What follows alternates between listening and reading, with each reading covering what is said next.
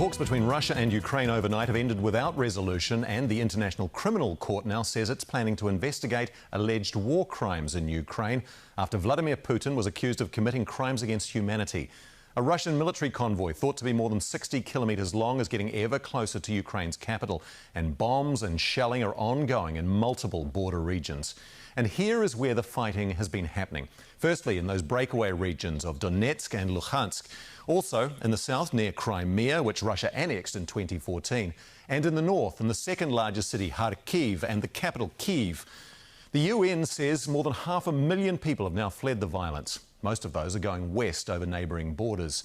And of course, that number doesn't count those who are internally displaced. Every time a siren sounds, thousands of Ukrainians run to underground bunkers, train stations and bomb shelters. With the latest, Daniel Faitawa reports.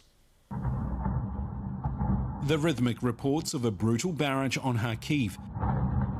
This is a residential area of Ukraine's second biggest city. War has penetrated every aspect of life here.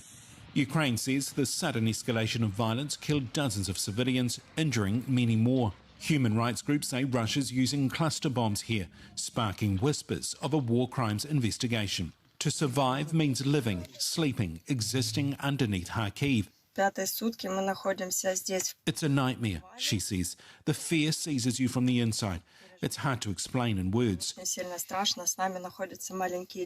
the same time, the missiles rain down. Ukraine met Russia for the first talks since the invasion. The state which commits war crimes against civilians should be banned from global trade points, he says. Purchasing Russian goods now means paying for killing of people. As Western sanctions sharpen, shops worldwide are pulling goods. This Auckland chain is removing thousands of bottles of Russian vodka and beer, filling the gaps with Ukrainian flags. And the global reaction is hurting Russia. Its currency, the ruble, is tanking. Interest rates are soaring and residents are hurting. We don't want to be isolated from the society. And defying a crackdown, anti-war protests continue, with more than 5,000 Russians detained in the last few days. In Ukraine's capital, Kyiv, defiance means fighting for an independent future.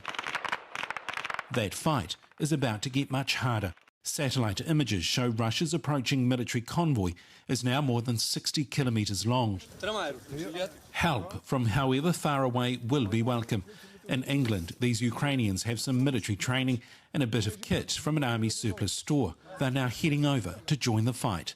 I think any man would behave the same way as me and the other guys here, who are all now going back to Ukraine.